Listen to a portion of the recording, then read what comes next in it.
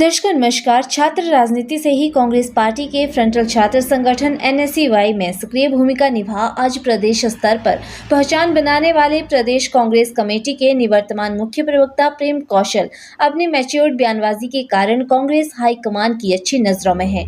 बात चाहे भाजपा पर हमले की हो या फिर मोदी सरकार की बखिया उधेड़ने की हो, प्रेम कौशल की तथ्यपूर्ण तीखी बातें असर छोड़ती हैं। प्रदेश की सुखो सरकार की नीतियों के प्रचार और सरकार पर भाजपा के हमलों का जवाब देने के लिए प्रेम कौशल हिमाचल प्रदेश के विभिन्न जिला मुख्यालयों पर मीडिया से मिल प्रेस कॉन्फ्रेंस करते नजर आते हैं। भाजपा सांसद अनुराग सिंह ठाकुर द्वारा सोनिया, राहुल और प्रियंका गांधी पर जब भी राजनीतिक हमला हुआ, प्रेम कौशल ने उसका करारा जवाब दिया। दर्शकों, प्रेम कौशल आज हमारे पोलखोल न्यूज कार्यालय पहुंचे हैं, जहां पहुंचने पर उनका हार्दिक अभिनंदन किया गया। आइए सुनते हैं हमारे editor in chief Rajneesh Sharma से कांग्रेस नेता प्रेम कौशल के साथ विभिन्न मुद्दों पर हुई बातचीत के कुछ। नमस्कार, मैं हूं रजनीश शर्मा और आप देख रहे हैं पोलखोल न्यूज चैनल। मुलाकात में आज हमारे साथ हैं प्रेम कौशल और ये भोरंज विधानसभा क्षेत्र से संबंधित हैं। एपीएमसी के ये चेयरमैन रह चुके हैं और निवर्तमान ये कांग्रेस पार्टी के स्टेट प्रवक्ता हैं। आइए इनसे बात करते हैं। कौशल जी, पोलखोल न्यूज चैनल में स्वागत है। शुक्रिया आपका रजनीश जी।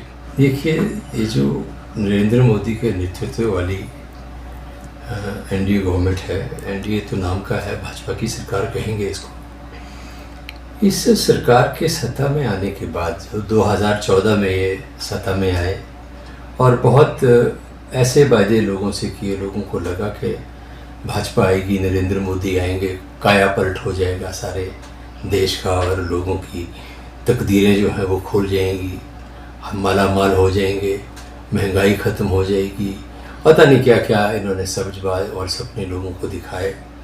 और निश्चित तौर पर देश के लोग चाहते हैं कि उनको सुविधाएं मिलें, उनको महंगाई ना हो, रोज़गार नौजवानों को मिले। तो इस तरीके के इन्होंने वायदे लोगों से किए कि लोग जो है वो इनकी तरफ मुड़े और भारी बहुमत से नरेंद्र मोदी जी के नेतृत्व में सरकार बनी। लेकिन सत्ता में आने के बाद भारतीय जनता पार्टी और नरेंद्र मोदी जो थे, जो उन्होंने कहा था उसे बिल्कुल विपरीत दिशा में उन्होंने चलना शुरू कर दिया। और आज देश के समक्ष जितने भी ऐसे मुद्दे हैं जिनको एड्रेस किया जाना चाहिए, चाहे वो नौजवानों को रोज़गार देने का मुद्दा है, चाहे देश में अब देखिए अभी भी हमारे ज़िला से एक सैनिक जो है वो JNK में मिलिटेंसी ऑपरेशन में शहीद हुआ है। तो ये दावे करते हैं कि हमने मिलिटेंसी पे कंट्रोल कर लिया। आए दिन जो है वो हमारे सैनिक शहीद हो रहे हैं। तो वो चीज़ें जो इन्होंने कही उनको करने में पूरी तरह से असफल रहे हैं।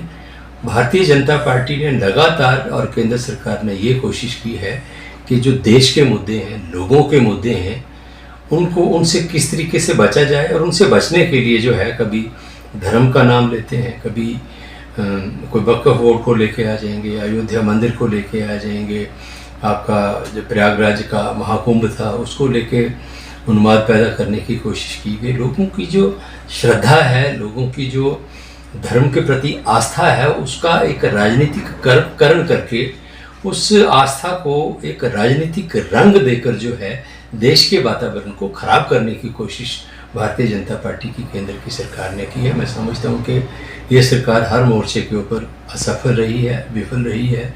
और अब देखिए, पिछले जो चुनाव हुए हैं उन चुनावों में 400 पार का नारा दिया था, बड़ी मुश्किल से 240 सीटें जीत के अब एक तरह से भारतीय जनता पार्टी तो अल्पमत में है, लेकिन सहयोगियों के समर्थन से सरकारें चल रही है।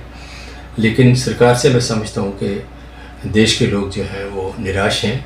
और विशेषकर जो हमारा युवा वर्ग है, जिनकी सबसे बड़ी उनकी चाहत है, सबसे बड़ी जो उनकी एक मांग है कि रोज़गार उनको मिलना चाहिए, तो उस दिशा में जो बजट अभी केंद्र की सरकार ने प्रस्तुत किया, उस दिशा में इस बजट में भी कोई सोच सरकार की जो है वो झलकती नहीं है।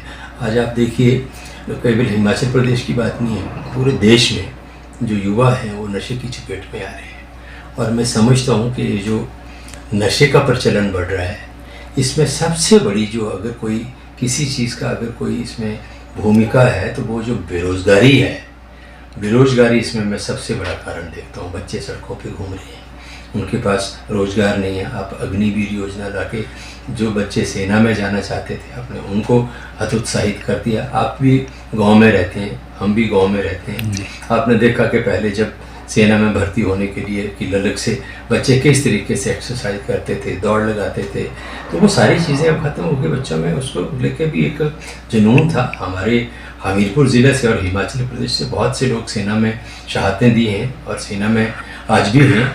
हमारे कई अवार्ड ही हैं सेना के, बहुत बड़े बड़े परमवीर चक्र जैसे अवार्ड हमारे सैनिकों को हिमाचल प्रदेश के मिले हैं। लेकिन बहुत निराशा इस सरकार से और इनकी नीतियों से मैं समझता हूँ तो युवा वर्ग को मिली है। ये सबसे दुखद पहलू है। हाँ, कौशल जी, आपने धर्म को लेकर अभी जिक्र किया था। भारतीय संविधान की प्रस्तावना में ही धर्मनिरपेक्षता शब्द है और ये जो धर्मनिरपेक्षता भारत में देखी गई, इस पर कई बार विवाद भी हुए। अब भाजपा सरकार में धर्म को लेकर कई टिप्पणियां देखने को मिलती हैं, क्या कहना चाहेंगे? देखिए, जब कोई व्यक्ति प्रधानमंत्री के तौर पर, मंत्री के तौर पर, मुख्यमंत्री के तौर पर शपथ लेता है संविधान की, तो उस शपथ के यही मायने होते हैं कि जो संविधान की व्याख्या है, संविधान के जो बिंदु हैं उनकी वो पालना करेगा।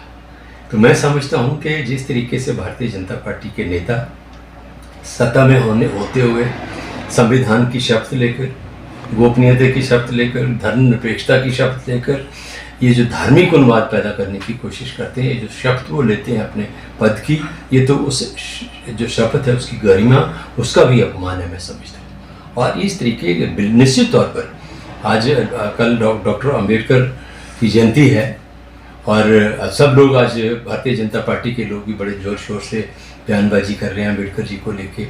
लेकिन अम्बेडकर जी का जो बनाया संविधान है उसका तो सम्मान करते नहीं। अम्बेडकर का सम्मान मतलब संविधान का सम्मान। अगर आप संविधान की जो व्याख्याएं हैं, संविधान के जो प्रावधान हैं, अगर आप उनकी पालना नहीं करते हैं, उनका सम्मान नहीं करते हैं, आप अम्बेडकर का सम्मान कर ही नहीं सकते। तो ये तो भारतीय जनता पार्टी जिस तरीके से अम्बेडकर के नाम के ऊपर राजनीति करने की कोशिश कर रही है, कांग्रेस के प्रति भी अम्बेडकर जी को लेकर कई तरह के लांछन लगाने की कोशिश करते हैं। हमेशा कांग्रेस पार्टी के आदर्श रहे हैं डॉक्टर अम्बेडकर और भारतीय जनता पार्टी जैसे मैं तो ये कहूँगा कि आज महात्मा गांधी की तस्वीर लगाने को मजबूर हुई है भारतीय जनता पार्टी। लेकिन कहीं ना कहीं महात्मा गांधी की तस्वीर लगाते हैं, पीछे नथुराम गोडसे की तस्वीर भी होती है गांधी की तस्वीर के पीछे। तो उसी नीति के तहत ये मजबूर हुए हैं आज राजनीतिक दृष्टिकोण से कि अम्बेडकर जी को लेकर भी ये कहें कि हम अम्बेडकर जी का बहुत सम्मान करते हैं। भारतीय जनता पार्टी का और भारतीय जनता पार्टी के नेताओं का इस संविधान की व्याख्या में, इस संविधान को बनाने में, इस देश को ये संविधान का प्रावधान देने की जो प्रक्रिया थी और जो देश की आज़ादी का आंदोलन था उसमें इनकी कोई न भूमिका रही है, ना इनका कोई इतिहास है। कभी सरदार पटेल की बात करते हैं तो सरदार पटेल कौन है? सरदार पटेल तो कांग्रेस के अध्यक्ष रहे हैं। सरदार पटेल नेहरू की सरकार में मंत्री थे। आरएसएस के ऊपर सरदार पटेल ने प्रतिबंध लगाया था, लेकिन क्योंकि इनके पास अपना कोई नायक है नहीं भारतीय जनता पार्टी के पास, इसलिए ये चुरा के कोशिश करते हैं किसी तरीके से हम कोई गलतफहमी पैदा करके, कोई फर्जी स्टोरी बना के जो है किसी को जो है वो इस तरीके से पेश करें। उसी तरीके से ये सरदार पटेल के ऊपर भी राजनीति करने की कोशिश करते हैं और डॉक्टर अम्बेडकर के ऊपर भी राजनीति करने की कोशिश करते हैं। और मैं तो ये कहूँगा कि जिस तरह से महात्मा गांधी की फ़ोटो और तस्वीर लगाने को भारतीय जनता पार्टी के लोग विवश हुए हैं, समय आएगा एक दिन यही लोग पंडित नेहरू और इंदिरा गांधी की फ़ोटो भी लगाएंगे। कौशल जी, विषय से हटकर बात करते हैं। अनुराग ठाकुर पूर्व केंद्रीय मंत्री और हमीरपुर संसदीय क्षेत्र के ये सांसद हैं, वर्तमान में 5वीं बार के सांसद हैं। फायर ब्रांड नेता के रूप में जाने जाते हैं और लगातार कांग्रेस पर हमलावर रहते हैं, संसद के अंदर भी और बाहर भी। और कई बार स्थिति विचित्र पैदा हो जाती है, उनके कहे शब्दों को संसद की कार्य प्रणाली से बाहर भी निकालना पड़ता है। क्या कहेंगे आप? कई बार भारतीय जनता पार्टी का जो टॉप लीडरशिप है वो ऐसे लोगों को पसंद करती है जो विवादास्पद बात करें और जो संसदीय भाषा है उसका इस्तेमाल करें। कुछ लोगों को उन्होंने इसी काम के लिए लगा के रखा है, जिसमें आपने अनुराग जी का नाम लिया, उनकी बड़ी इज्जत करते हैं, हमारे सांसद हैं, 5वीं बार यहाँ से सांसद बने हैं। लेकिन निश्चित तौर पर वो कई बार नहीं, लगभग जब भी बोलते हैं विवाद पैदा करते हैं, और ऐसे विवाद पैदा करते हैं कि उनकी भाषा में असभ्यता होती है, उनके शब्दों में अहंकार होता है, और एक ऐसी लाइन के ऊपर वो चलने का प्रयास करते हैं जिस लाइन को इस देश के अंदर, हमारे समाज के अंदर मान्यता नहीं दी जा सकती। और इसीलिए उनके जो कहे हुए शब्द हैं लोकसभा के स्पीकर को एक्सपंज भी करने पड़ते हैं। कुछ लोगों को मैंने कहा कि इसी काम में लगाया कि आप लोगों को कांग्रेस के नेताओं के प्रति आपत्तिजनक, अभद्र टिप्पणी का इस्तेमाल करना है, जहर उगलना है, और अपमान करने वाली जो भाषा है वो आपको बोलनी है। उसमें कंगना रनौत भी हैं, अनुराग ठाकुर जी भी हैं, उसमें कोई अठालवे हैं, अमित शाह खुद बहुत बार इन ऐसी भाषा का इस्तेमाल करते हैं। ऐसे बहुत से नेता भारतीय जनता पार्टी में हैं जिनको इसी काम के लिए भाजपा नेतृत्व ने लगा के रखा है कि आपको गाली गलौज करनी है। मैंने तो अभी पीछे बयान दिया था जिसमें मैंने कहा था कि भारतीय जनता पार्टी गालीबाजों की पार्टी बन के रह गई है। तो ये भारतीय जनता पार्टी की संस्कृति है, और निश्चित तौर पर ये उसी रास्ते पे आगे बढ़ेंगे, हमें उससे कोई आपत्ति नहीं है।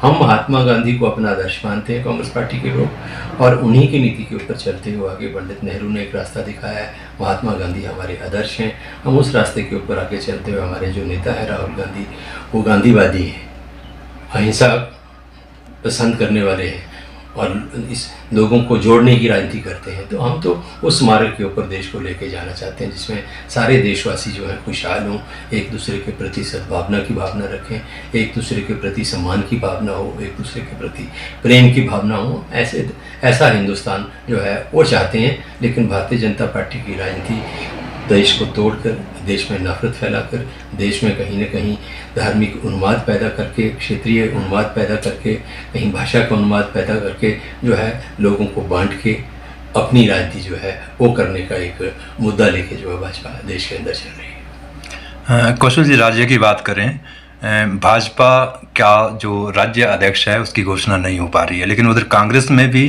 अभी जो संगठन है वो डीसीसी लेवल पर या स्टेट लेवल पर पूरी तरह से नहीं बन पाया है। क्या कहना चाहेंगे आप पहले भाजपा के बारे में? देखिए, भाजपा का तो जो प्रदेश अध्यक्ष का मसला है, पिछले 4-5 महीने से ये हम भी देखते रहे कि बस इस हफ्ते होने वाला है, हमें 1 महीना ख़त्म हो जाता है, बस अगले महीने हो जाएगा। वास्तविकता ये है कि भारतीय जनता पार्टी के अध्यक्ष पद का जो चुनाव है इसलिए नहीं हो पा रहा कि भारतीय जनता पार्टी में बहुत विभाजन हो चुका है हिमाचल प्रदेश के अंदर। कुछ एक ऐसा ग्रुप है जो हमारी कांग्रेस पार्टी से गया है, दूसरी तरफ से लोग आए, एक वो हैं, तो एक वो हैं जो विद्यार्थी परिषद से हैं, एक वो हैं जो आरएसएस से हैं, एक वो हैं जिन्होंने कब्जा किया हुआ पार्टी के ऊपर। तो अब जिन्होंने कब्जा किया है, कब्जा नहीं छोड़ना चाहते, एक ग्रुप चाहता है हमारा दबदबा हो, दूसरा चाहता है हमारा दबदबा हो। तो पूरी तरह से हिमाचल प्रदेश में भाजपा विभाजित है, और इसमें ज़्यादा भूमिका भाजपा को विभाजित करने में मैं कहता हूँ कि इनके जो राष्ट्रीय अध्यक्ष हैं JP नड्डा जी, उनका संबंध भी हिमाचल से ही है, उनकी बहुत बड़ी भूमिका इसमें रही है।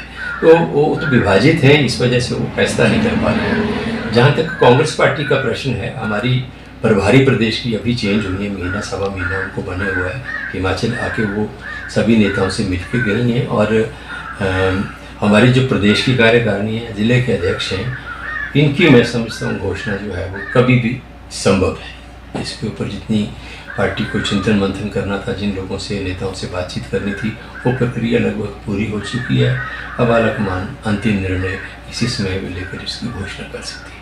तो दर्शकों, ये हैं हमारे साथ प्रेम कौशल, ये निवर्तमान प्रदेश कांग्रेस के प्रवक्ता हैं, और हमेशा कांग्रेस संगठन की बात को हो, चाहे सरकार की बात हो, सरकार की नीतियों की बात हो, बड़ी बेबाकी से अपनी बात रखते हैं। और अगर ये कहा जाए कि कांग्रेस के कर्मठ कार्यकर्ताओं की सूची में अव्वल नंबर इनका अगर हमीरपुर में देखा जाए, तो इनकी जो निष्ठाएं हैं कांग्रेस के प्रति बनी हुई हैं, और लगातार ये संगठन के लिए, सरकार के लिए कार्य करते हैं। प्रेम कौशल जी, आप हमारे कार्यालय में आए, बहुत बहुत धन्यवाद। धन्यवाद।